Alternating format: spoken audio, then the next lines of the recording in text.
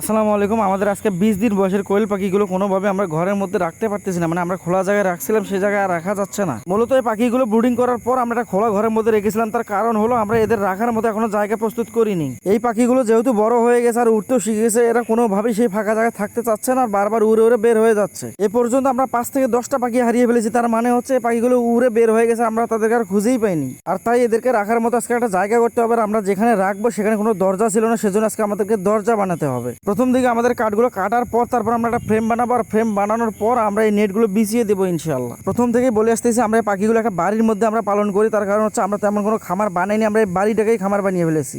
যার ফলে আমাদের একটা রুমে বড় পাখিগুলো রাখতে হয়, আরেকটা রুমে ব্রুডিং করতে হয়, আর আরেকটা রুমে আমাদের মেশিন দিয়ে বাচ্চা ফুটাতে হয়। এখন যে ঘরটা দেখতে পাচ্ছেন, এই ঘরটা আমরা মুরগি রেখেছিলাম, আলহামদুলিল্লাহ এটার মধ্যে আমরা এখন ছোট ছোট পাখিগুলো রেখে দেবো। আমরা যেহেতু এর আগে পাখি বিক্রি করে ফেলেছি, যার কারণে আমাদের এই কাজটি আগে করা হয়নি। তো এটাই হচ্ছে আমাদের ফাইনাল লুক। তো আমাদের জন্য দোয়া করবেন। আসসালামু আলাইকুম রহমতুল্লাহ।